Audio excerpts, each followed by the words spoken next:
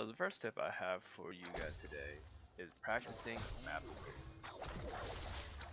Being aware of the situation on the map will help you have better understanding of the situation off screen. This lets you determine possible plays that you can make or possible dangers. In this first clip, you'll see that I'm playing Twisted Fate, whose ultimate lets him teleport to anywhere within a certain range of him while revealing all enemy champions on the map, which you can see on my mini-map. Looking back on this replay right now, when I ultied, I could have made a play bot side on the enemy Pantheon that was in front of the Dragon. I saw that he was isolated while the enemy Ahri and Graves were invading our jungler and picking up a kill on my jungler.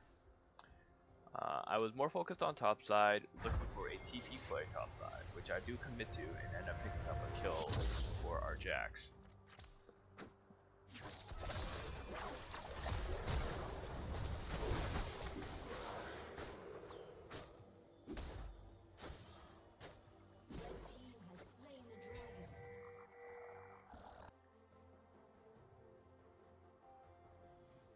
For the following clip, I actually am looking at the minimap as I am making, or as I'm chopping in on my back timer. I decided to TP top to stop the enemy window from taking our first tower, while I decide that Jax is able to push in the minion wave into the enemy mid lane.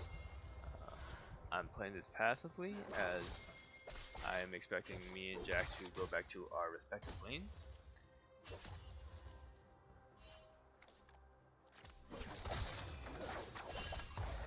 And then also trying to set up a play in timing with Jax coming in. I do try to ulti behind Mundo so he can't get away, but I do overshoot the ulti and he actually taps down into our enemy tower, or our tower. During this play unfolding, while the play is unfolding, I also kept an eye on the minimap. I did see that our minion wave gave enough vision to see that Ahri was actually pathing up, so I actually canceled my back here so that Jax is not in any situation, and managed to land a stun on Ahri and pick up 2 kills for our team.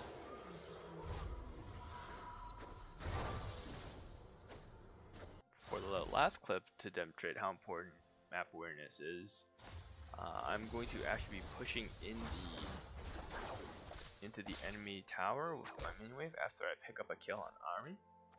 I have wards on the bot side of the river, so that I know that Graves is actually going to try and flank me as I'm pushing this minion wave. I also see that behind him, Blitzcrank and Jax are pinging me. So I know he's coming in. Rather than engaging right on him, I kind of bait him into the middle of the lane so that I can land a gold card and buy time for Jack to get there so that he can finish up the kill.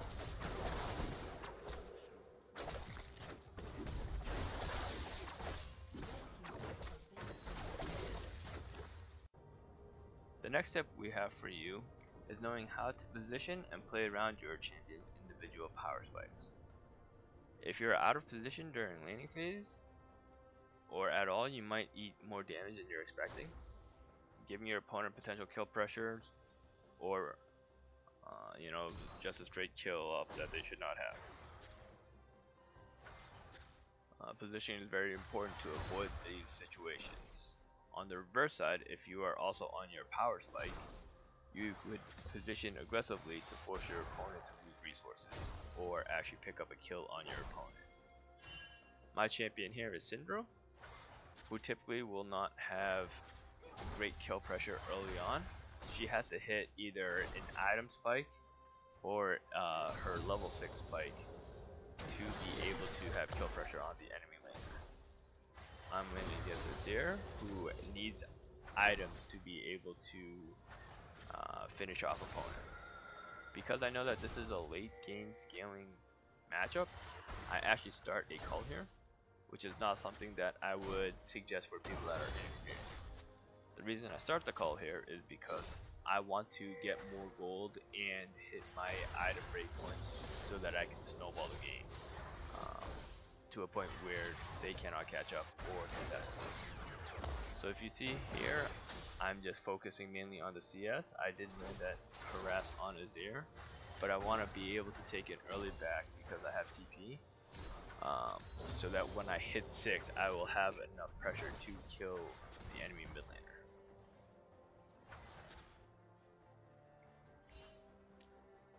There's also a playstyle where I can also potentially make a cross map play with teleport, which is why I do like taking it in the solo experience.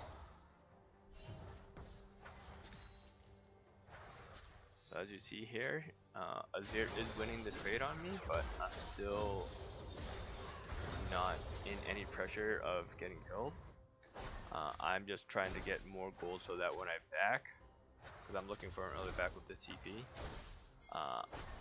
I just have more gold to buy more items with. Ivern pings that he's coming in, I really can't help him too much. He does make Azir use mana. I don't have any mana to the system with the harass, so I just go back to CSing.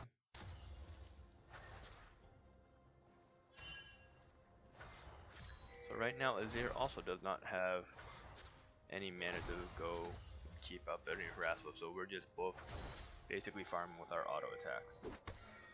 I'm just staying a little bit longer because I want to hit that cannon main and get that cannon main goal. And then I decide to back here, even though I did not play the wave. It is pushing slightly into his side. And when I back, I'm actually looking to see if there's any potential plays on the map because I do have teleport. I'm also starting with a tier so that I can start having more mana in the lane and I can stay there longer. And I'm also waiting for money for a tome to finish off. As I was waiting for that gold, I was still keeping an eye on the bot lane to see if there was a play committed. The enemy bot lane does commit into the river, so I do pull the trigger and make the play, picking up a kill and assist for my teleport. Azir has yet to back, sitting on a Dorn's Ring and a health pot, while I have a slight item advantage over him as I have the tome. That will give me more AP than the Dorn's Ring, and the tier that will be stacking to hopefully solve most of my in-lane mana issues.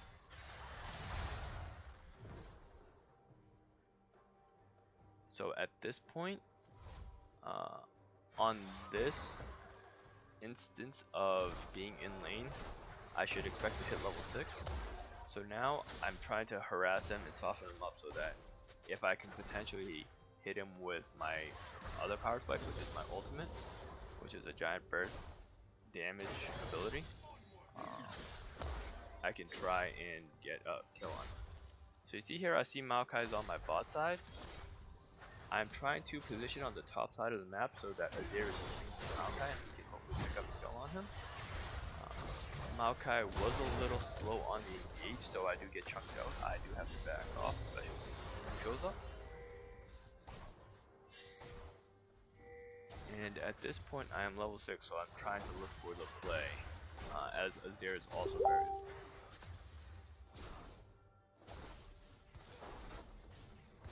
I see that Amun was walking back mid, so I would decide to back off the play, and as I'm backing off the play, you see me put the allied minion line between me and Amumu so that he is not able to hook onto me.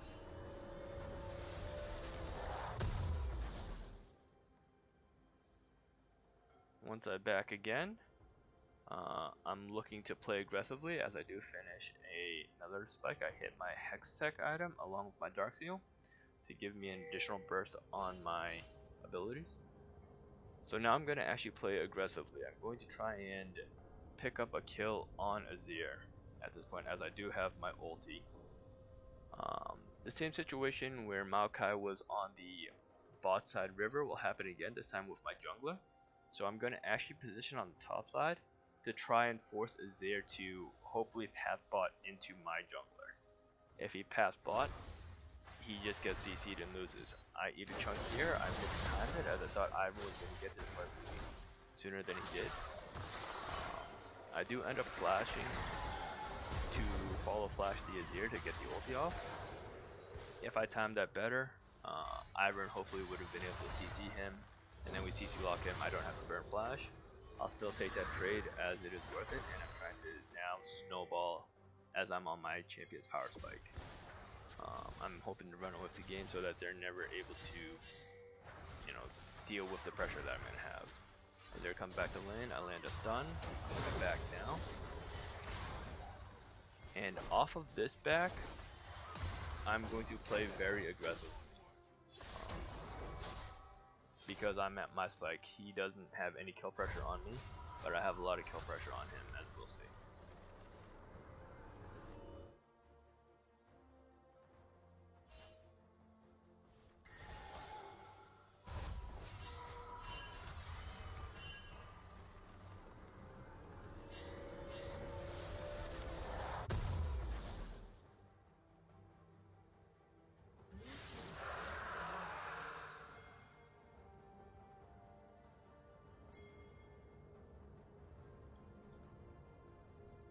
So if you see here, I only got the 2 stacks of the Dark Seal, and I got a Ruby Crystal. I'm trying to work towards my Mythic item, which I'm going at Harvester in this game. So offensively, I only have the 2 additional stacks of Dark Seal. As we see this, I'm going to actually play very aggressively. I clear the minion wave so that I don't end up pulling too much minion aggro. But after I pick up the blue buff that Ivern has gotten for me with his passive, I decide to start playing in front of my minion line and position myself between Azir and my minion so he is not able to farm safely. So again, he had the pressure and the first hit on the minion wave while I went to go pick up blue buff, and then I just go clear out. See, I'm standing in front of the range minion. I landed the combo on him because he has to step up to farm. And I know that he doesn't have any kill pressure on him. I'm looking to actually pick up a kill on him. He cleared the wave as his wave wasn't there, so I didn't have a reason to stay in front. I landed another quick combo on him. I was ulti and landed a Q on him. He maybe hit me for about 15% of my health and just instantly loses the trade and gives up his life. I know I'm at my power spike, so in the next couple of clips, you'll see me just keep abusing that advantage on him because he is trying to take trades on me when he hasn't hit his power spike yet.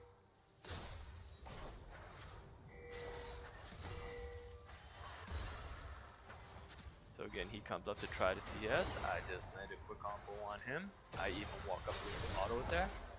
I move closer to him so that he's not able to potentially flash or walk away from me and potentially survive. Shut down.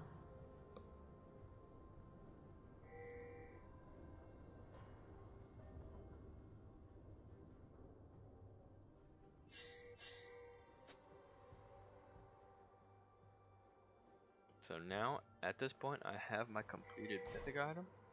And then I just walk up to him. I know that he can't kill me. He even lands a full combo on me right there. Pushes me back, hits me with the soldiers. He has to commit the flash to dodge my abilities and still gets killed, and I'm still at 20%. So that was just me playing off of power spike. This last clip here will be showing the way I position when I know that as a carry, I need to play safely. I see a Mumu is walking to engage on Akali, so I actually sit into the jungle as I wait for a Mumu to engage on Akali. I use her to body block any engage, and then I land a stun and an easy kill on a Mumu.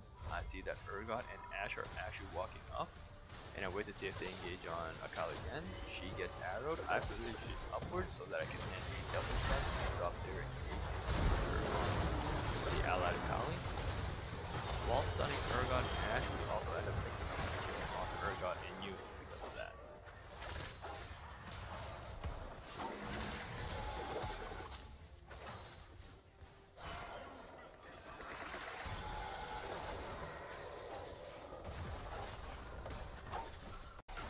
So the last tip we have for you in this video is prioritization. You'll see in this clip here, I'm going to target the Zaya as she's very low. She she is a level higher than me, I do see that the Rakan engaged on my allied Lux, but I do pick up the kill on Zaya, and then I turn on Rakan to get out of position, and he even ends up burning a flash to survive. In this clip here, I'm very low, so I actually cannot go and walk past any front line to try and pick up any of these kills like Rammus and Pantheon, so I do have to keep rolling back and forth. Just my objective here is to put out as much damage as possible.